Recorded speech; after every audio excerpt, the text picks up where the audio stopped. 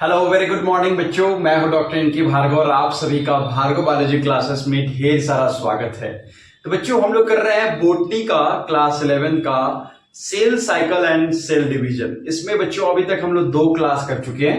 पहला एक क्लास कर चुके हैं इंट्रोडक्शन का, जिसमें हम बताए थे कि सेल साइकिल क्या होता है, सेल डिवीजन क्या होता है, सेल डिवीजन कितने फेजेज होते हैं, उन सारे विषय पर हम लोग चर्चा किए थे।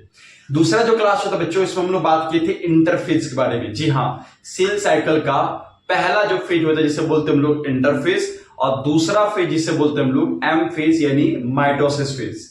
तो हम लोग इंटरफेज के बारे में चर्चा किए थे, जिसको हम लोग प्रिपरेटरी फेज के नाम से भी जानते हैं, जिसमें हमारे जितने भी सेल ऑर्गेनेल्स होते हैं बच्चों, उन सबका रेप्लिकेशन होता है, यानी डबल कॉपी होता है, एग्जैक्ट कॉपी तैयार किया जाता है ताकि सेल डिवीजन हो तो उनको हाफ हाफ डिवाइड किया सके, बराबर बराबर संख्या में डिवाइड किया सके। ये हम लोग इंटरफेज में देख चुके थे बच्चों। पिछले क्लास में आप बात किए थे इंटरफेज के बारे में कि इसमें 3 फेज आते हैं। पहला G1 फेज, दूसरा S फेज, तीसरा G2 फेज। G1 फेज जिसे ग्रोथ 1 फेज, S फेज को जिसे सिंथेसिस फेज, और तीसरा जिसे हम लोग G2 फेज के नाम से जानते हैं। अगर इसको हम लोग एक बार समझने की कोशिश करें तो कुछ ऐसे समझ सकते हैं कि ये आपका था सेल, एक सेकेंड, ये आपका सेल था बच्चों। तो सेल के अंदर सेल डिवीजन कैसे हो रहा था? पहले आपका था ये सेल, इसके अंदर सबसे पहले इंटरफेज होता है, यानी पहला फेज होता है सेल साइकिल का, जिसे हम लोग इंटरफेज बोलते हैं। और हम लोग ये देखे थे कि पूरे सेल साइकिल का जो आपका 95% जो होता है वो होता है इंटरफेज। पूरे सेल का 95% जो होता है बच्चों, उसे इंटरफेज बोलते हैं। 95% सबसे ज्यादा समय जो लगता है सेल साइकिल में वो इंटरफेज में होता है। और 5% जो होता है बच्चों, वो आपका होता है माइटोसिस फेज। 5% ये होता है एम फेज, मात्र 5%। अब हम लोग ये सीखे थे बच्चा कि जो आपका इंटरफेज है, इसको भी हम लोग आगे फर्दर डिवाइड किए थे। इंटरफेज को सबसे पहला जो फेज में डिवाइड किए बोलते हैं हम लोग G1 फेज। दूसरा कौन सा फेज था बच्चों? S फेज, यानी सिंथेसिस फेज बोल रहे थे। और तीसरा फेज जो था बच्चा हमारा G2 फेज था, यानी ग्रोथ सेकेंड फेज या गैप सेकेंड फेज। तो G1 फेज में कौन सा प्रोसेस होता है? G1 फेज में बच्चों आपको याद होगा, बताए भी थे, प्रोटीन का सिंथेसिस हो रहा था। प्रोटीन सिंथेसिस हो रहा था। क्यों प्रोटीन सिंथेसिस हो रहा था? ताकि आगे चल के आपका डीएनए रेप्लिकेशन कर सके एस फेज में। और साथ ही साथ प्रोटीन सिंथेसिस के साथ आपका सेल साइज जो बच्चा इंक्रीज हो रहा था, और कुछ कुछ ऑर्गेनेल्स का यहां पे रेप्लिकेशन हो रहा था G1 फेज में, यानी डबल हो रहा था। दूसरा फेज जिसे बोलते हैं एस फेज। इस फेज में क्या हो रहा है बच्चों? इस फेज में आपको एक इंपॉर्टेंट फंक्शन हो रहा था, और वो था डीएनए रेप्लिकेशन। एस फेज में, एस फेज में हमारा डीएनए रेप्लिकेशन हो रहा था। और साथ ही साथ आपका जो है ये सेंट्रियोल का जो आपका सेल डिवीजन कराने में मदद करता है, उसका रेप्लिकेशन हो रहा था। तीसरा था बच्चों हमारा G2 फेज। G2 फेज में भी क्या हो रहा था? सेम प्रोसेस जो G1 में हो रहा था, प्रोटीन सिंथेसिस होने का काम कर रहा था, प्रोटीन का फॉर्मेशन हो रहा था, और माइटोकॉन्ड्रिया का रेप्लिकेशन हो रहा था। ये सारे प्रोसेस हो रहे थे बच्चा G2 में। और एम फेज में आके बच्चा सेल डिवाइड कर रहा था, जिसके अंदर भी कुछ फेजेस थे। जैसे पहला था प्रोफेज, दूसरा था मेटाफेज, तीसरा था एनाफेज, और चौथा था टीलोफेज। ये 4 फेजेस में आपका सेल डिवाइड हो जाता है। तो आगे आज के क्लास में बच्चों हम लोग एम फेज के बारे में पढ़ने वाले हैं, माइटोसिस फेज के बारे में पढ़ने वाले हैं। ये हम लोग कंप्लीट कर चुके हैं। तो अगर आप मेरे चैनल पर नए हैं तो जाके पुराने वीडियोस को देख सकते हैं, उसका नोट्स बना सकते हैं। अगर फिर भी कोई डाउट्स है, नहीं समझ में आता है, तो आप कमेंट सेक्शन में कमेंट कर सकते हैं। नेक्स्ट क्लास में हम उसे डील करने की कोशिश करेंगे। तो आज की क्लास में बच्चों हम लोग पढ़ेंगे एम फेज, जिसे हम लोग माइटोसिस फेज के नाम से जानते हैं। तो चलिए शुरू करते हैं आज का टॉपिक, एम फेज की शुरुआत। एम मतलब माइटोसिस। देखिए बच्चा, सेल साइकिल, सेल डिवीजन जो होता है वो 2 तरह से होता है, एक माइटोसिस, दूसरा मियोसिस। माइटोसिस में आपका पूरा सेल जो है, जितने भी आपके पास में ऑर्गेनेल्स हैं, जितने भी आपके क्रोमोसोम है बच्चों, वो इक्वल डिवाइड होते हैं मदर सेल से आपके डॉटर सेल में। जितना number of chromosome mother cell के पास में होगा, उतना ही number of chromosome daughter cell के पास में होगा।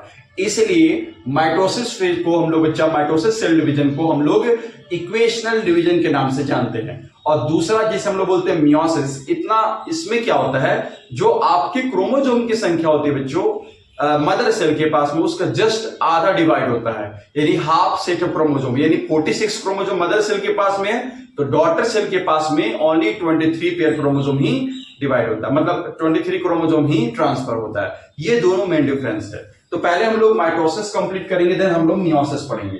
तो आज का जो हमारा हेडिंग रहेगा बच्चों वो है एम फेज, जिसे हम लोग माइटोसिस फेज के नाम से जानते हैं। तो एम फेज में दो काम हो रहा था बच्चों, एक पहला जो है कैरियोकाइनेसिस और दूसरा हो रहा था बच्चों साइटोकाइनेसिस। एक पहला जो प्रोसेस था एम फेज में वो था कैरियोकाइनेसिस, इसका मतलब होता है बच्चों डिवीजन ऑफ न्यूक्लियस, और दूसरा था बच्चों साइटोकाइनेसिस। ये दो आपके स्टेप आते हैं एम फेज में, माइटोसिस फेज में। पहला एक हो गया कैरियोकाइनेसिस और दूसरा हो गया साइटोकाइनेसिस। कैरियोकाइनेसिस का मतलब क्या होता है बच्चों, डिवीजन ऑफ न्यूक्लियस, आपका न्यूक्लियस का दो पार्ट में टूट जाना कैरियोकाइनेसिस कहलाता है। और साइटोकाइनेसिस मतलब क्या होता है, डिवीजन ऑफ साइटोप्लाज्म, जो सेल के अंदर साइटोप्लाज्म होता है उसके दो पार्ट्स में डिवाइड हो जाना क्या कहलाता है, कैरियोकाइनेसिस। अगर हम लोग इसे समझें फिगर के माध्यम से तो कुछ ऐसे समझ सकते हैं, जैसे देख लीजिए ये आपका हो गया सेल, ये सेल के अंदर आपका हो गया न्यूक्लियस, ये सेल का साइटोप्लाज्म हो गया और ये हो गया बच्चों आपका न्यूक्लियस। तो यहां पे देख रहे हैं न्यूक्लियस जो है वो दो पार्ट में डिवाइड हो गया, इसे हम लोग बोल रहे हैं कैरियोकाइनेसिस। ये दोनों जो है बच्चों आपके हो गए न्यूक्लियस, तो इसे बोलते हैं हम लोग जो है कैरियोकाइनेसिस। और जो सेकेंड है बच्चों इसे बोलते हैं हम लोग साइटोकाइनेसिस। इसमें आपका साइटोप्लाज्म का डिवीजन होता है, पहले कैरियोकाइनेसिस होगा देन आपका साइटोकाइनेसिस की प्रोसेस होती है।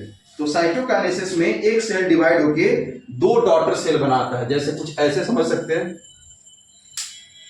जैसे ये हो गया आपका सेल हो गया है ना, इसका बीच से ये साइटोप्लाज्म ऐसे बीच से डिवाइड हो जाएगा और दो डॉटर सेल का फॉर्मेशन करता है कुछ इस तरह से। तो इसे बोलते हैं हम लोग साइटोकाइनेसिस, इसे हम लोग साइटोकाइनेसिस के नाम से जानते हैं। और इसे न्यूक्लियस का डिवीजन हो गया, इसे हम लोग कैरियोकाइनेसिस के नाम से जानते हैं। ये आपके एम फेज में होते हैं। अब देखिए कैरियोकाइनेसिस एम फेज में कुछ फेजेस होते हैं, कुछ स्टेप्स होते हैं जो आपने को याद रखना है, और ये इंपॉर्टेंट स्टेप्स बच्चों। इसके बाद ही आपका न्यूक्लियस डिवाइड होता है। कौन कौन से स्टेप्स है, सबसे पहला बच्चा प्रोफेज, एक सेकेंड, सबसे पहला जो होता है इस बच्चा इसमें आता है प्रोफेज, दूसरा आता है इसे बोलते हैं हम लोग मेटाफेज, तीसरा आता है बच्चों इसे बोलते हैं हम लोग एनाफेज, और चौथा आता है बच्चों इसे बोलते हैं हम लोग टीलोफेज। ये चार फेजेज होते हैं कैरियोकाइनेसिस के। जल्दी से सब नोट डाउन करेंगे बच्चों, या स्क्रीनशॉट ले लेंगे, और हम लोग एक एक करके अब कैरियोकाइनेसिस के स्टेप से बात कर लेंगे। पहले प्रोफेज, फिर मेटाफेज, फिर एनाफेज, फिर टेलोफेज। ठीक है, चलो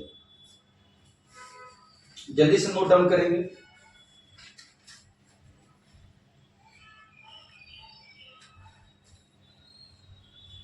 चलिए अब हम लोग पढ़ेंगे बच्चा प्रोफेज। प्रोफेज जो होता है वो कैरियोकाइनेसिस का सबसे पहला फेज होता है। प्रोफेज में दो फेज आते हैं, एक अर्ली प्रोफेज और दूसरा आता है जिसे बोलते हैं हम लोग लेट प्रोफेज।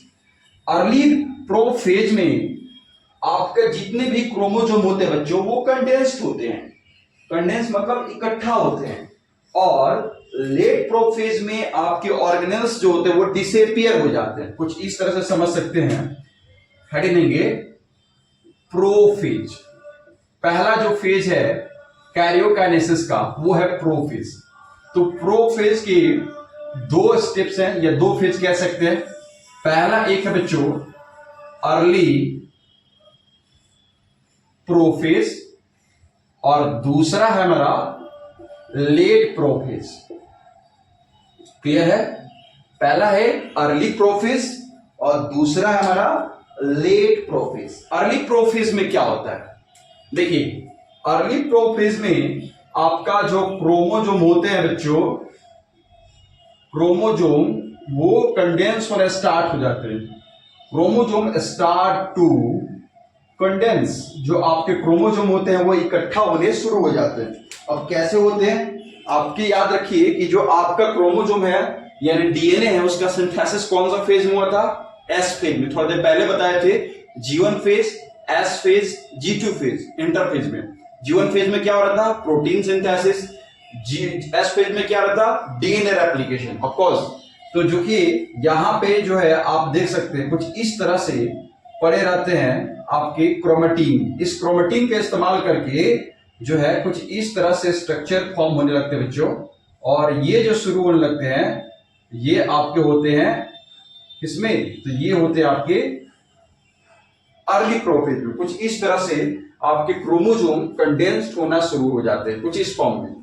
फिर आगे चल के ये आपको एक स्ट्रक्चर ऐसा फॉर्म कर लेते हैं कुछ इस तरह से, है ना। लेकिन ये रियली में ऐसा नहीं दिखाई पड़ते हैं। जब इनका कंडेंसेशन होता है तो कुछ इस तरह से दिखाई पड़ते हैं। इस क्रोमेटिन फाइबर के इस्तेमाल करके इस तरह से इनका कंडेंसेशन होना शुरू होता है। किसमें होता है? तो अर्ली प्रोफेज। दूसरा चीज हो बच्चा, लेट प्रोफेज में क्या होता है? लेट प्रोफेज में जो आपके सेल ऑर्गेनेल्स होते हैं बच्चों, सेल ऑर्गेनेल्स वो डिसेपियर होना शुरू हो जाते हैं।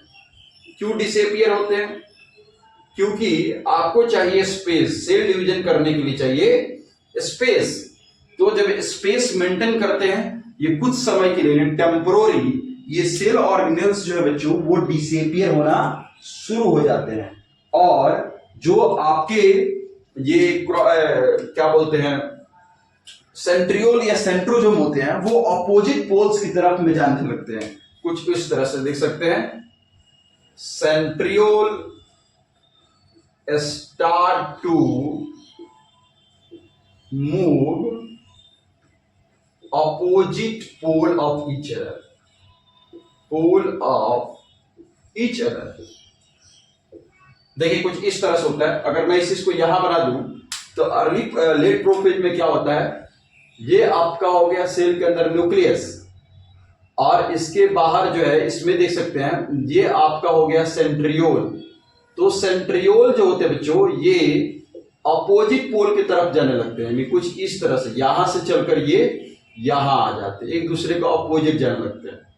ठीक है, एक दूसरा हो गया, ये दूसरा हो गया। यहां पर देख सकते हैं ये अपोजिट पोल की तरफ आने लगे। तो ये जो है आपको कहां से होते हैं? लेट प्रोफेज में होता है। सेल ऑर्गेनेल्स क्या होते हैं लेट प्रोफेज में? डिसेपियर हो जाते हैं।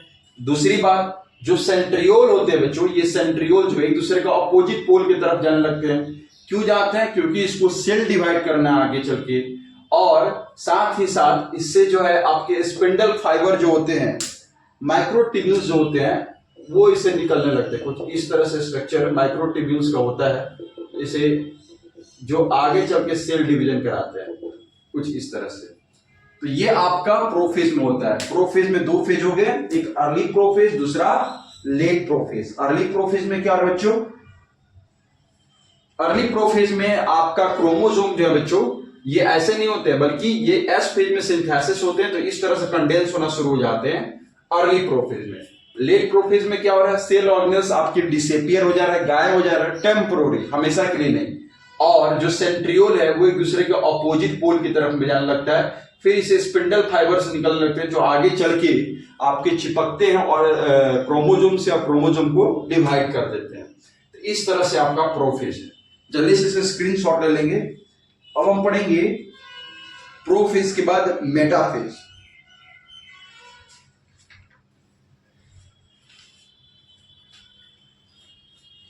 तो मेटाफेज में आपका क्या होता है? ये क्रोमोसोम जो कंडेंस्ड हो गए बच्चों, ये एक स्पेशल लोकेशन जो होता है जिसे मेटाफेजिक प्लेट बोलते हैं, उस पे जाके ये लाई कर जाते हैं कुछ इस तरह से। चलिए, तो नेक्स्ट जो हमारा टॉपिक है बच्चों, दूसरा जो फेज है इसमें प्रोफेज के बाद मेटाफेज।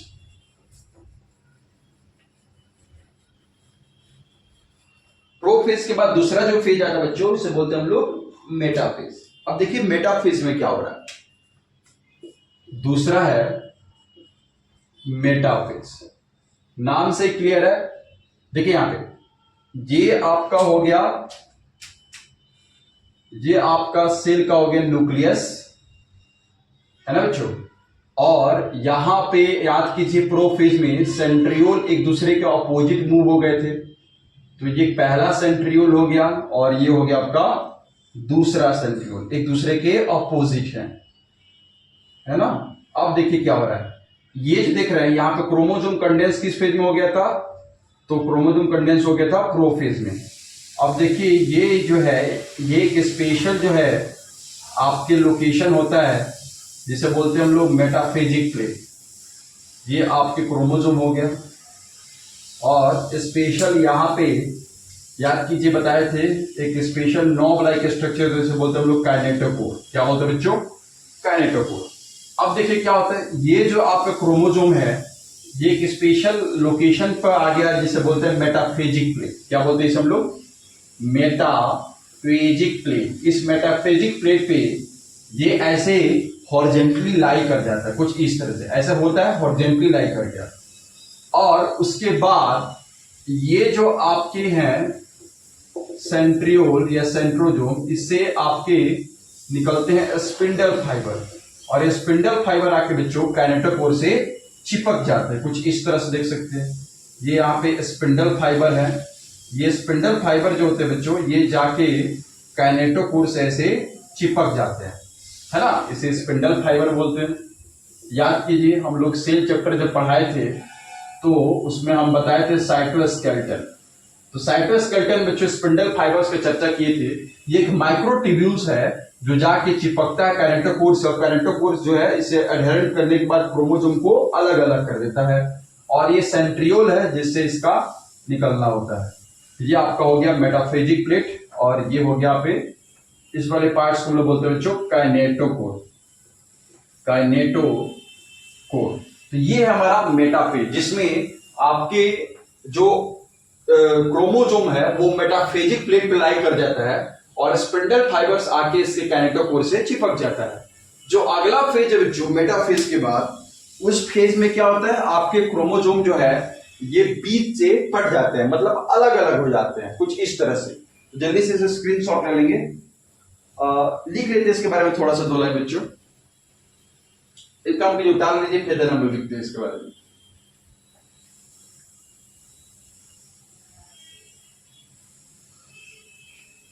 चल अब मेटाफेज के बारे में दो लाइन लिख लेते हैं, फिर हम लोग चलते हैं बच्चों एनाफेज के बारे में।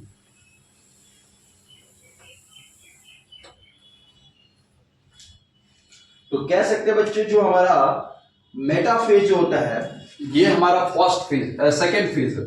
तो मेटाफेज में क्या होता है कि क्रोमोसोम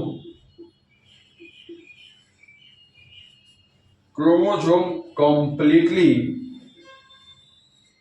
कंडेंस, इसमें क्रोमोसोम कंप्लीटली कंडेंस हो जाता है, अच्छे से इसका स्ट्रक्चर विजिबल होने लगता है। और मेटाफेज वो सबसे बेस्ट फेज है जिसमें आप क्रोमोसोम का मोर्फोलॉजी स्टडी कर सकते हो। Next point, chromosome lie on metaphasic plate. Chromosome जो है अभी फिगर में देखिए मेटाफेजिक प्लेट पे लाई कर जाता है ऐसे हॉरिजॉन्टली। नेक्स्ट पॉइंट इसमें याद रखेंगे ये चीज की मेटाफेज इज द, ये बीवीआई क्वेश्चन है, पीवाईक्यू में पूछ चुका है। Metaphase is the best stage for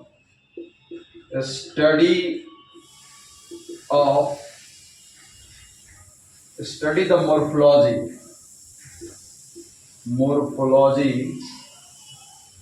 of chromosome. सबसे बेस्ट फेज है क्योंकि इस फेज में आपका क्रोमोसोम अच्छे से विजिबल होता है बच्चों, तो आप अच्छे से एब्जॉर्ब कर सकते हैं, इसलिए मेटाफेज सबसे बेस्ट फेज है स्टडी करने के लिए क्रोमोसोम का। ठीक है, ये इसमें इंपॉर्टेंट पॉइंट्स है, इसको नोट डाउन कर लेंगे बच्चों। नेक्स्ट हमारा बच्चों एनाफेज। तो एनाफेज में क्या होता है, एनाफेज में जो आपका क्रोमोसोम था बच्चों वो स्प्लिट हो जाता है, टूट जाता है, स्पिंडल फाइबर चिपका होता है वो दोनों अलग अलग हो जाते हैं। आई होप क्लियर है। तो क्या होगा बच्चा, क्रोमोसोम कंप्लीटली कंडेंस हो जाता है, क्रोमोसोम मेटाफेजिक प्लेट पर लाई हो जाता है। मेटाफेज जो सबसे बेस्ट स्टेज होता है किस चीज के लिए, तो क्रोमोसोम के शेप एंड साइज के स्टडी करने के लिए, जिसे मॉर्फोलॉजी बोलते हैं। ये बात अपने को याद रखना है। नेक्स्ट जो हमारा फेज है बच्चों इसमें वो है एनाफेज। एनाफेज में क्या होता है कि क्रोमोसोम से जो आपके स्पिंडल फाइबर चिपक जाते हैं वो अब उसको स्प्लिट कर देते हैं, दो पार्ट्स में डिवाइड कर देते हैं। तो नेक्स्ट जो हमारा पॉइंट है बच्चों ये हो जाएगा तीसरा, एनाफेज। एनाफेज में देखिए क्या होता है, ये हो गया आपका क्रोमोसोम, सॉरी न्यूक्लियस। ये न्यूक्लियस के अंदर देखिएगा, ये न्यूक्लियस के अंदर जो था बच्चों, ये स्पिंडल फाइबर था जो इसको पकड़ के, स्पिंडल फाइबर से स्ट्रक्चर निकल रहा था जिसको पकड़ के क्या कर रहे थे बच्चों, ऐसे स्प्लिट कर दिया, इसको दो पार्ट्स में डिवाइड कर दिया, जिसको इधर डिवाइड कर दिया और इसको ऐसे हैंग कर दिया ऑपोजिट पोल्स पे, एक दूसरे को ऑपोजिट पोल्स पे लगे से हैंग कर दिया। ये क्या हो गया आपका, सेंट्रियोल हो गया। तो सेंट्रियोल से जो स्पिंडल फाइबर निकल रहा था ये इसको ऑपोजिट पोल पर हैंग कर दिया, है ना। अब जो है इसका क्या हो जाएगा, डिवीजन हो जाएगा, ऐसे न्यूक्लियस बीच से टूट जाएगा और अलग अलग न्यूक्लियस बन जाएगा, जो कि नेक्स्ट फेज में होता है जिसे बोलते हैं हम लोग टीलोफेज। अच्छा, एक चीज इंपॉर्टेंट बात याद रखना है कि जो नंबर ऑफ क्रोमोसोम जो होते हैं बच्चों माइटोसिस में वो होते हैं डिप्लॉयड, यानी ये 46 क्रोमोसोम होते हैं। अब बताइए यहाँ पे डबल हुआ तो 46 में जब हम लोग 2 से मल्टीप्लाई करेंगे तो कितना आ जाएगा, 92 क्रोमोसोम। यानी कहने मतलब क्या है, देखिए यहाँ पे एक से यहाँ पे दो अलग अलग क्रोमोसोम बने ना, तो यहाँ पे 46 क्रोमोसोम होते हैं आपके पास में, डिप्लॉयड होते हैं, तो एक से बनेंगे दो, तो 2 से मल्टीप्लाई करो तो कितना, 92। तो ये बात इंपॉर्टेंट याद रखना है कि इसमें जो आपके क्रोमोसोम की संख्या होती है बच्चों ये होती है 92, और इसमें दो डॉटर क्रोमेटिड जो होते हैं वही क्रोमोसोम बन जाते हैं, ऑपोजिट पोल्स की तरफ में चले जाते हैं। तो यहां पे लिख लीजिएगा इसमें 92 क्रोमोसोम होते हैं, 92 क्रोमोसोम। ये क्वेश्चन इंपॉर्टेंट जो पूछ सकता है, पीवाईक्यू में पूछा हुआ है कि किस फेज में आके क्रोमोसोम की संख्या 92 हो जाती है, तो वो है एनाफेज। क्योंकि यहां पे एक से बने दो, इस तरह से कितने हैं, 46 क्रोमोसोम होते हैं, यानी 23 इन पेयर। तो 46 में जब डिवाइड करेंगे तो कितने हो जाएंगे, 92 क्रोमोसोम हो जाएंगे, जस्ट सिंपल। इसमें क्या होते हैं, दो डॉटर आपके क्रोमोसोम थे वो अलग अलग हो जाते हैं, लिख सकते हैं इसमें नेक्स्ट पॉइंट, एक सेकेंड, नेक्स्ट पॉइंट लिख दीजिए यहाँ पे, in this stage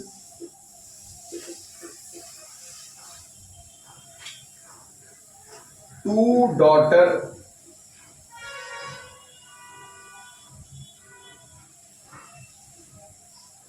chromatids now becomes chromosome। जो आपके क्रोमेटिड्स है बच्चों वो क्रोमोसोम बन चुके हैं। और लास्ट जो फेज होता है जिसे बोलते हैं हम लोग टीलोफेज, तो टीलोफेज में जस्ट ऑपोजिट होता है प्रोफेज का, जस्ट ऑपोजिट, जस्ट इसके ऑपोजिट हो जाएगा। तो क्या समझे यहाँ पे, क्रोमोसोम की संख्या 92 हो गया, और जो आपके पहले सिस्टर क्रोमेटिड्स थे, पहले ये कुछ इस तरह थे, पहले ये सिस्टर क्रोमेटिड्स थे, इसको हम लोग क्या बोलेंगे बच्चों, सिस्टर क्रोमेटिड्स, कुछ इस तरह से स्ट्रक्चर था। अब ये जब अलग हो गया तो ये अलग बन जाएगा और ये अलग हो गया, तो ये क्या हो गया, अब ये क्रोमोसोम बन गया। पहले क्रोमेटिड्स थे, एनाफेज में आके डिवाइड हो क्या बन गया, होमोलोगस क्रोमोसोम। ये बात यहाँ पे इंपॉर्टेंट याद रखना है, सिस्टर क्रोमेटिड्स डिवाइड हो जाते हैं, क्रोमोसोम की संख्या कितनी होगी, 92। ओके, नेक्स्ट जो हमारा स्टेज है बच्चों जिसे बोलते हैं हम लोग टीलोफेज। चलिए नेक्स्ट हमारा फेज है इसे बोलते हैं हम लोग टीलोफेज। तो टीलोफेज में जस्ट ऑपोजिट हो जाता प्रोफेज का। प्रोफेज में क्या हो रहा था कि जो आपके सेल ऑर्गेनेल्स थे बच्चों वो डिसएपियर हो गए थे, फिर से वो रीएपियर होने लगते हैं, और आपका न्यूक्लियस दो पार्ट्स में डिवाइड हो जाता है। न्यूक्लियस आपका दो पार्ट्स में डिवाइड हो जाते हैं कुछ इस तरह से। तो नेक्स्ट जो हमारा पॉइंट है बच्चों, चौथा है, जिसे बोलते हैं हम लोग टीलोफेज। टीलोफेज जो होता है बच्चों, ऑपोजिट होता है प्रोफेज का, ऑपोजिट टू प्रोफेज। इसमें क्या होता है कि जो सेल ऑर्गेनेल्स है वो फिर से एपियर होने लगते हैं, स्टार्ट टू रीएपियर। सेल ऑर्गेनेल्स का फिर से दिखाई देना शुरू हो जाता है साइटोप्लाज्म के अंदर, और आपका न्यूक्लियस जो होता है बच्चों वो दो पार्ट्स में डिवाइड हो जाता है, कुछ इस तरह से देख सकते हैं। ये आपका मान लीजिए सेल है, तो सेल के अंदर ये इसका साइटोप्लाज्म अलग हो गया, और ये हो गया इसका न्यूक्लियस। इसका न्यूक्लियस अलग हो गया और इसका न्यूक्लियस अलग हो गया। इसके अंदर अलग आपके क्रोमोसोम हो गया और इसके अंदर आपके अलग क्रोमोसोम हो गया, और जितने भी सेल ऑर्गेनेल्स पहले डिसएपियर हुए थे वो सारे सेल ऑर्गेनेल्स अब दिखाई देने लगते हैं। समझ रहे ना? इसको बोलते हैं हम लोग टीलोफेज। समझ रहे? तो ये यहाँ पे क्या दिख रहा है, कैरियोकाइनेसिस हो गया, और नेक्स्ट स्टेज में क्या हो जाएगा, यहाँ पे सेल डिवीजन हो जाएगा, मतलब साइटोप्लाज्म का भी डिवीजन हो जाएगा, साइटोकाइनेसिस हो जाएगा। इस तरह से ये माइटोसिस का प्रोसेस हो जाता है बच्चों कंप्लीट। आई होप आप लोगों को क्लियर है।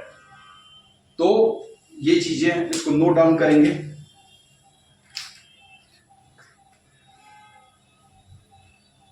तो टीलोफेज कंप्लीट हो गया, और लास्ट जो हमारा है बच्चों कैरियोकाइनेसिस के प्रोसेस में कंप्लीट हो गया। नेक्स्ट जो हम लोग पढ़ना है साइटोकाइनेसिस।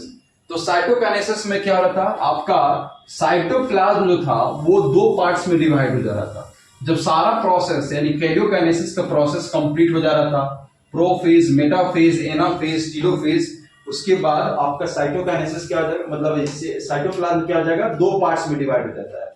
अब प्लांट्स एंड एनिमल्स में अलग अलग तरह से साइटोप्लाज्म का डिवीजन होता है। क्योंकि प्लांट्स में जो डिवीजन होता है बच्चों वो अलग तरह से होता है, प्लांट्स में आपके सेंट्रियोल नहीं पाए जाते हैं।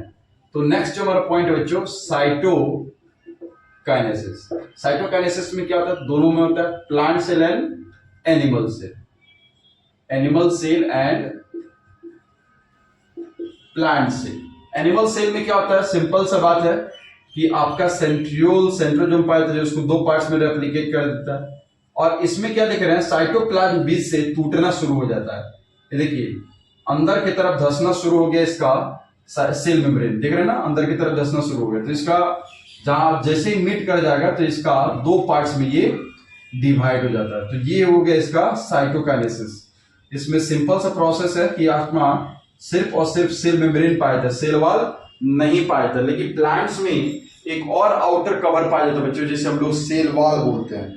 तो इसमें थोड़ा टफ होता है सेल डिवीजन करना, क्योंकि बाहर से ये जो है अंदर की तरफ धंसता नहीं है। तो इसमें जो कि स्पेशल प्लेट पाया जाता है, जिसे बोलते हैं पैरोगियल प्लास्ट बच्चों, पैरेजियोप्लास्ट, उस पैरेजियोप्लास्ट की मदद से होता है ये इसका साइटोप्लाज्म होता है बच्चों। और यहां पे एक स्पेशल प्लेट पाया जाता है, एक स्पेशल प्लेट होता है, इसको बोलते हैं हम लोग सेल प्लेट। ये सेल प्लेट ये आपस में दो पार्ट्स में डिवाइड होता है, इसे हम लोग पैरेगोप्लास्ट के नाम से भी जानते हैं। और यहां से दो पार्ट्स में आपका न्यूक्लियस जो है, साइटोप्लाज्म जो होता है वो डिवाइड कर देता है। आई होप आप लोगों को क्लियर है साइटोकाइनेसिस क्या होता है। तो इन सारी चीजों को अपने को याद रखना। अगर हम इसको समाप्त करें तो कुछ ऐसे समाप्त कर सकते हैं। अगर इसे हम लोग समाप्त करें तो कैसे समाप्त करेंगे, जल्दी से नोट डाउन करेंगे, फिर हम लोग एक वन शॉट में इसे समझने की कोशिश करेंगे फिगर के माध्यम से।